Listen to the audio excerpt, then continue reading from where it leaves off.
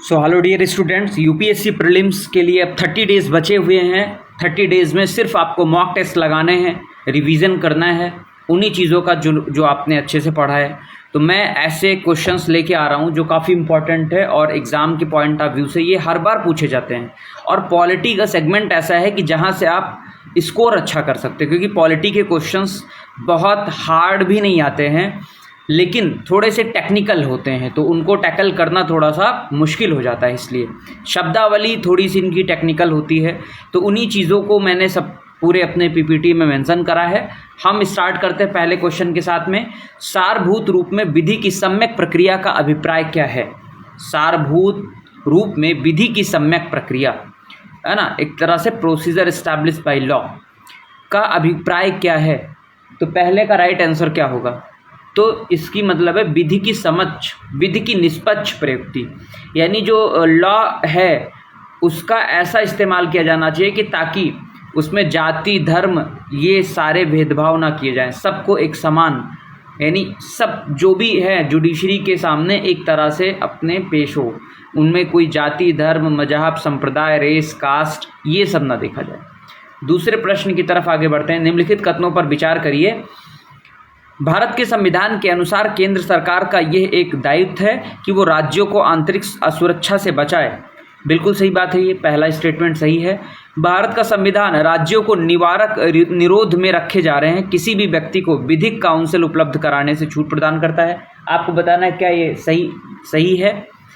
तो भारत का संविधान राज्यों को निवारक निरोध में रखे जा रहे किसी व्यक्ति को विधिक काउंसिल उपलब्ध कराने से छूट प्रदान करता है। तीसरा, आतंकवाद निवारण अधिनियम 2002 के अनुसार पुलिस के समक्ष अभियुक्त की संस्वीकृति को साक्ष्य के रूप में प्रयुक्त नहीं किया जा सकता। आतंकवाद निवारण अधिनियम 2002 के अनुसार पुलिस के समक्ष अभियुक्त की संस्वीकृति के साक्ष्य के रूप में प्रयुक्त नहीं किया जा सकता। इसके दो आपके सही होंगे, यानी एक तो पहला आपका सही है और एक आपका तीसरा सही है। ठीक है, चलो आगे चलते हैं हम लोग। भारत में निम्नलिखित में से किस संविधान संशोधन के लिए व्यापक रूप से माना गया है कि उसे मूल अधिकारों की न्यायिक व्याख्या को अधिभूत करने के लिए अधिनियमित किया गया? इसका राइट आंसर आपको बताना है, क्या होगा? राइट आंसर आपको बताना है। राइट आंसर आपका हो जाएगा तीसरे का ए, पहला संविधान संशोधन। ठीक है, क्वेश्चन पहले देख लो कि इस संविधान संशोधन में ये माना गया कि मूल अधिकारों की न्यायिक व्याख्या को अधिभूत करने के लिए अधिनियमित किया गया है। चौथा क्वेश्चन है, भारत में संपत्ति के अधिकार की क्या स्थिति है? तो पहले ये फंडामेंटल राइट्स होता था, लेकिन इसको बाद में क्या बना दिया गया आपको बताना है। तो ये एक विधिक अधिकार है जो किसी भी व्यक्ति को प्राप्त है। ये क्या है? एक लीगल राइट्स है।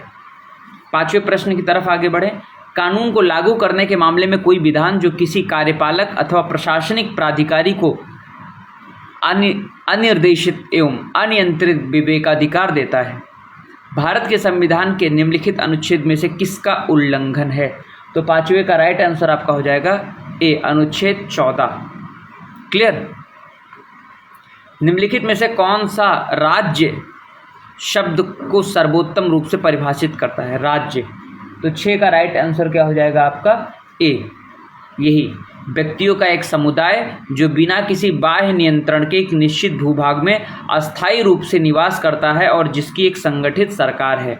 तो राज्य के कुछ अपने जो है कह सकते हो कि पैरामीटर हैं, राज्य के अपने कुछ तत्व हैं। कौन कौन से हैं? सबसे पहले तो एक भूभाग होना जरूरी है, भूभाग होना जरूरी है। दूसरा आपका भूभाग पर रहने वाली जनसंख्या जरूरी है, यानी जनसंख्या भी इम्पॉर्टेंट है। तीसरा आपका है उस जनसंख्या को नियंत्रित करने के लिए एक सरकार होना जरूरी है, एक उत्तरदायी सरकार होना जरूरी है। और चौथा, सरकार कैसी होनी चाहिए? संप्रभु होनी चाहिए। क्लियर? तो ये 4 जो तत्व हैं, एलिमेंट्स हैं, ये ज़रूरी हैं किसी भी राज्य को बनाने के लिए। 7वें प्रश्न की तरफ आगे बढ़ते हैं। भारत के किस अनुच्छेद के अंतर्गत निजता का अधिकार संरक्षित है? Right to privacy. आपको बताना है इसका राइट आंसर क्या होगा। तो ऑफकोर्स अनुच्छेद 21 राइट टू प्राइवेसी, इसी में जो है जीवन जीने की स्वतंत्रता, राइट टू लाइफ भी इसी में, डिग्निफाइड लाइफ की बात करी गई आर्टिकल 21 में, बहुत इंपॉर्टेंट है। ठीक है, निम्नलिखित मूल अधिकारों के किस संवर्ग में अस्पृश्यता के रूप में किए गए विभेदन के विरुद्ध संरक्षण समाविष्ट है? तो 8वें का राइट आंसर क्या हो जाएगा? डी, समता का अधिकार। क्या होगा? समता का अधिकार।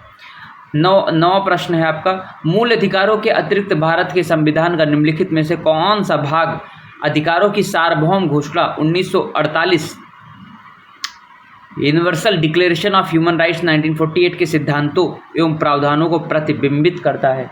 तो 9 का राइट आंसर आपका क्या हो जाएगा? डी, 1, 2 और 3, यानी उद्देश्य का भी कहता है, इसके बारे में बात करता है, राज्य के नीति निर्देशक तत्वों में भी शामिल है और फंडामेंटल ड्यूटी में भी शामिल है। 10वां, निम्नलिखित कथनों पर विचार करिए। शिक्षा का अधिकार आरटीआई अधिनियम के अनुसार किसी राज्य में शिक्षक के रूप में प्रयुक्त होने हेतु अर्हता होने के लिए किसी व्यक्ति में संबंधित राज्य अध्यापक शिक्षा परिषद द्वारा निर्धारित न्यूनतम योग्यता का होना आवश्यक है। आपको 10वां पढ़ना है और इसका राइट आंसर बताना है। ठीक है, यहाँ पर क्या पूछा गया है? उपयुक्त में से कौन सा कथन सही है? तो इसमें दूसरा आपका कथन स्टेटमेंट सही है। ये आरटीआई अधिनियम के अनुसार प्राथमिक कक्षाओं में शिक्षण हेतु किसी अभ्यर्थी के लिए राष्ट्रीय अध्यापक शिक्षा परिषद के दिशा निर्देशों के अनुरूप लिए गए अध्यापक अर्हता परीक्षण में उत्तीर्ण होना आवश्यक। चलिए आगे चलते हैं, प्रश्न 11 की तरफ आगे बढ़ें। तो भारत के संविधान का कौन सा अनुच्छेद अपनी पसंद के व्यक्ति से विवाह करने के किसी व्यक्ति के अधिकार को संरक्षण देता है? तो 11 का राइट आंसर क्या हो जाएगा? बी, अनुच्छेद 21। हमारी गरिमापूर्ण जीवन है तो हम किसी से भी शादी ब्याह कर सकते हैं। 12वां प्रश्न है, निजता के अधिकार को जीवन एवं व्यक्तिगत स्वतंत्रता के अधिकार के अंतर्गत भाग के रूप में, अंतर्भूत भाग के रूप में संरक्षित किया जाता है। भारत के संविधान में निम्नलिखित में से किससे उपर्युक्त कथन सही एवं समुचित ढंग से अर्थित होता है? तो 12 का राइट आंसर आपका हो जाएगा सी, अनुच्छेद 21 एवं भाग 3 में गारंटी करी गई। ठीक है, फंडामेंटल राइट्स। भारत के संविधान में शोषण के विरुद्ध अधिकार द्वारा निम्नलिखित में से कौन से परिकल्पित हैं? तो 13 का राइट आंसर क्या हो जाएगा? सी, केवल 1 और 4, मानव देह व्यापार और बंधुआ मजदूरी, और दूसरा है कारखानों और खदानों के में बच्चों के नियोजन का निषेध। 14 का राइट आंसर क्या हो जाएगा? भारत के उच्चतम न्यायालय में निम्नलिखित में से किस एक वाद में पिछड़े वर्गों के बीच क्रीमी लेयर के मुद्दे पर चर्चा की गई है? तो 14 का राइट आंसर आपका क्या होगा? बी हो जाएगा, इंदिरा साहनी बनाम union of India. Indira Sahni बनाम यूनियन ऑफ इंडिया। 15 का राइट आंसर आपको बताना है। 15 का राइट आंसर क्या होगा? तो 15 का निम्नलिखित निर्णयों में से किसी एक में ये घोषणा की गई कि भारत के संविधान के भाग 3 के किसी भी उपबंध में संशोधन करने की शक्ति संसद को नहीं है। किस केस लॉ में, किस केस में कहा गया ये? तो 15 का राइट आंसर आपका हो जाएगा बी, गोलकनाथ बनाम स्टेट ऑफ पंजाब में ये कहा गया कि किसी भी फंडामेंटल राइट में किसी भी उपबंध में संशोधन करने की शक्ति संसद को नहीं है। केशवानंदन भारती केस में क्या कहा गया? बेसिक स्ट्रक्चर का सिद्धांत, मूलभूत ढांचे का सिद्धांत, कि मूलभूत ढांचे के साथ में कोई खिलवाड़ नहीं कर सकती, जैसे फंडामेंटल राइट्स हो गया, फेडरलिज्म हो गया, रूल ऑफ लॉ हो गया, है ना, जो है आपका सेपरेशन ऑफ पावर हो गया, इंडिपेंडेंट जुडिशरी हो गई।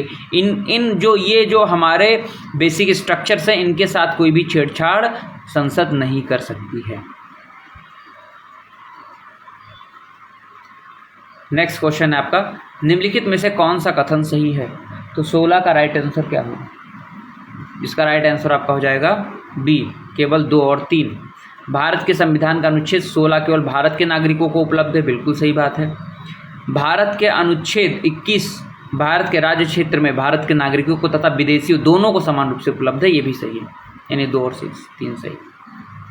ठीक है, भारत के संविधान के अनुच्छेद 14 के अधीन यथा प्रतिष्ठापित विधि के समक्ष समता तथा विधियों के समान संरक्षण के लाभ निम्नलिखित में से किसे और किन्हें प्राप्त हो सकते हैं?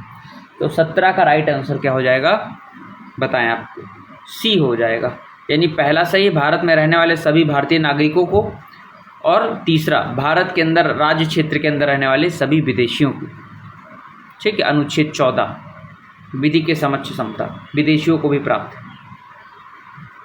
18 संविधान, भारत के संविधान के उपबंधों के बारे में निम्नलिखित में से कौन सा कथन सही है? तो 18 का राइट आंसर क्या होगा बताएं। इसका राइट आंसर आपका हो जाएगा ए, अल्पसंख्यक वर्ग अपनी रुचि की शिक्षा संस्थाओं की स्थापना और प्रशासन संचालन कर सकते हैं। क्लियर? अच्छा,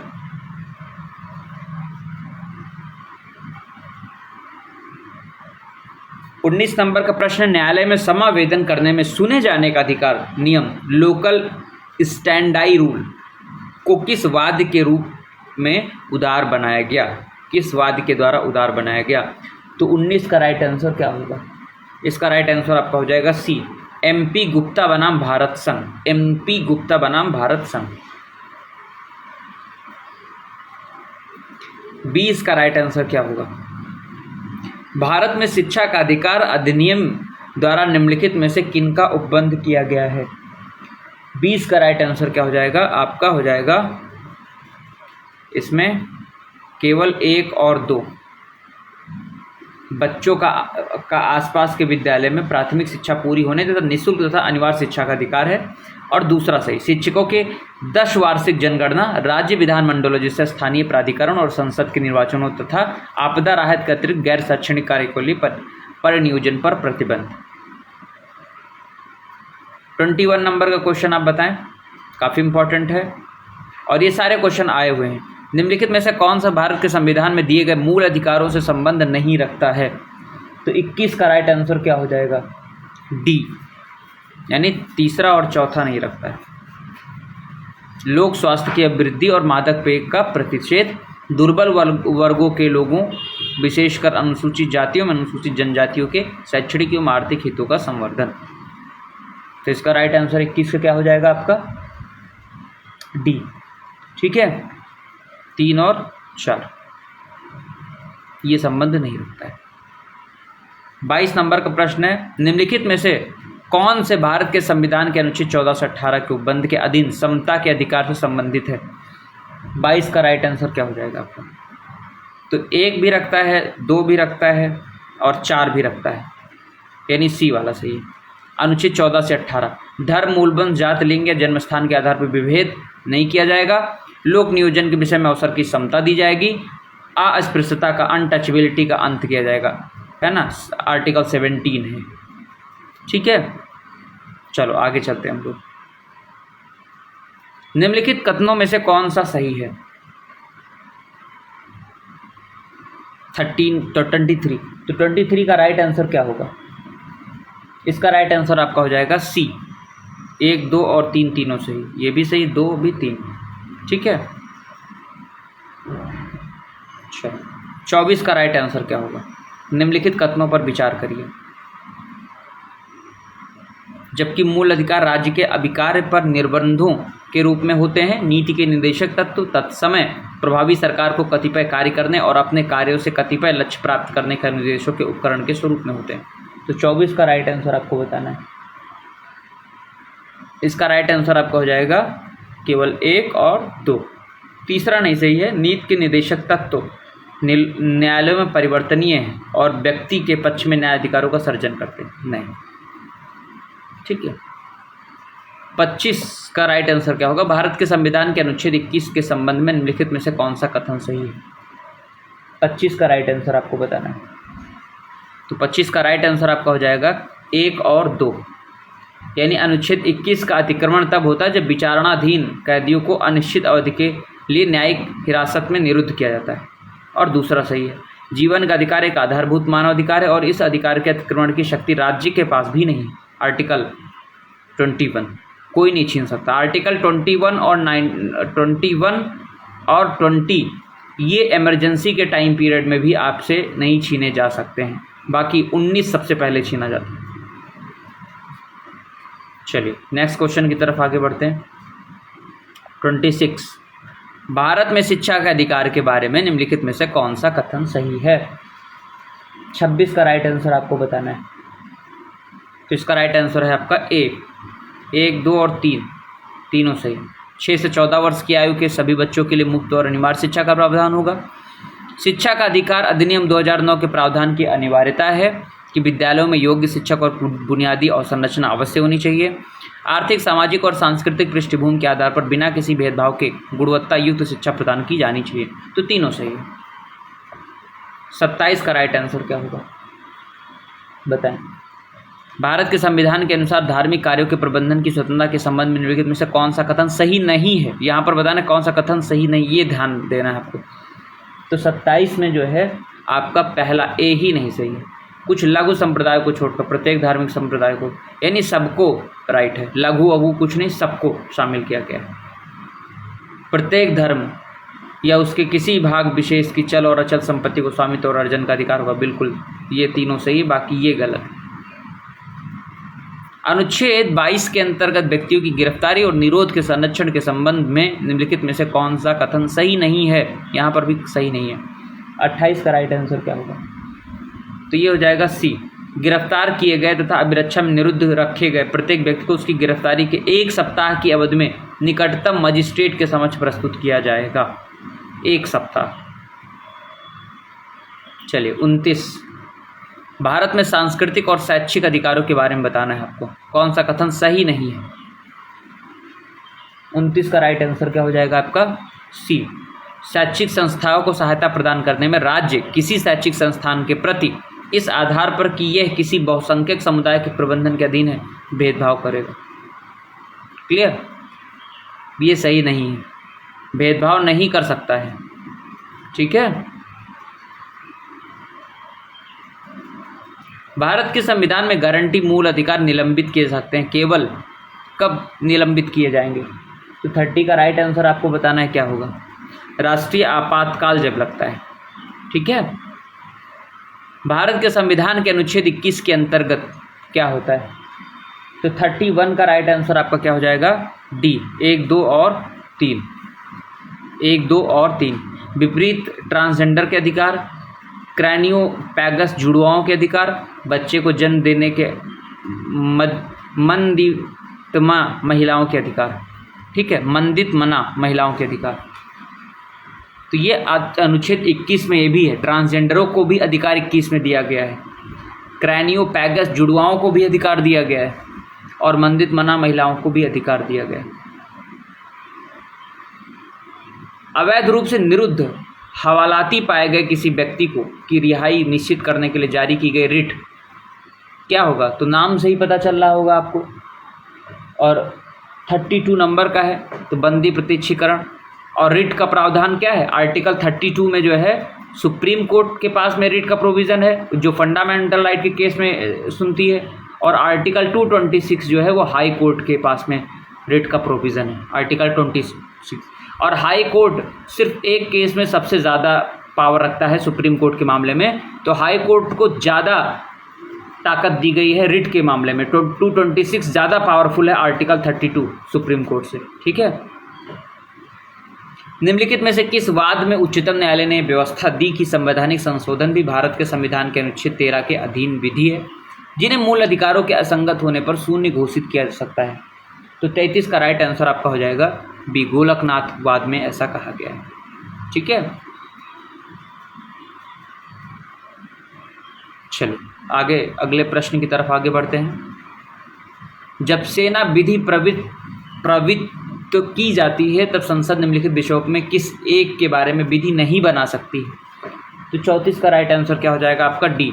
सेना विधि के अधीन किए गए किसी कार्य को संसद विधि द्वारा विधिमान कर सकती है क्योंकि सेना के अपने लॉ हैं खुद के। ठीक है। नेक्स्ट क्वेश्चन है भारतीय संविधान के अनुच्छेद 32 के विषय में निम्नलिखित में से कौन सा सत्य नहीं है? अनुच्छेद 32। तो इसका राइट आंसर आपका हो जाएगा ए। वो उच्चतम न्यायालय और उच्च न्यायालयों को मूल अधिकारों के प्रवर्तन के लिए रिट जारी करने की शक्ति देता है। अनुच्छेद 32 मैंने भी बताया था आपको, उच्चतम न्यायालय और उच्च न्यायालयों को मूल अधिकार के प्रवर्तन के लिए रिट जारी करने की शक्ति देता है। ये गलत है, सॉरी। 32 में सिर्फ सुप्रीम कोर्ट को रिट जारी करने का अधिकार है, वही तो मैं कह रहा था। अभी मैंने बताया था सुप्रीम कोर्ट आर्टिकल 32 और 226 हाई कोर्ट। ठीक है, 226 हाई कोर्ट। तो राइट आंसर आपका ए होगा कि मतलब वो उसको शक्ति नहीं देता है 226 जो है हाई कोर्ट के लिए। क्लियर। और बाकी डॉक्टर अंबेडकर ने इसे भारतीय संविधान की आत्मा कहा था, बिल्कुल आर्टिकल 32 को आत्मा कहा था। जहाँ किसी मूल अधिकार का उल्लंघन नहीं हुआ है वहाँ व्यथित व्यक्ति को अनुच्छेद 32 के अधीन परिवाद करने का अधिकार नहीं है। केवल मूल अधिकार के केस में आप आर्टिकल 32 का इस्तेमाल कर सकते हैं, ठीक है। चलिए, ये कुछ मेंस के अपने क्वेश्चंस हैं जो काफ़ी इंपॉर्टेंट, आप इनको देख सकते हैं, स्क्रीनशॉट ले सकते हैं। तो ऐसे ही हम क्वेश्चंस कंटिन्यू लेके आते रहेंगे, काफ़ी इंपॉर्टेंट है जब तक आपका एग्ज़ाम नहीं हो जाता है। तो ये मैंने आज मौलिक अधिकार से जुड़े जितने भी प्रश्न हैं मैंने इंपॉर्टेंट करा दिए हैं। अब आगे हम कार्यपालिका पे लेके आएंगे क्वेश्चन। कार्यपालिका से भी काफ़ी क्वेश्चंस आते हैं और गलत होते हैं एग्ज़ाम हॉल में, एक अलग प्रेशर होता है। तो मैं ज़्यादा से ज़्यादा अच्छे क्वेश्चन, अच्छे कंटेंट लेके आऊँगा बिना किसी फालतू बकवास के। तो आप इसको शेयर करिए और हमारे चैनल को ज़्यादा से ज़्यादा वॉच करिए। Thank you, have a good day.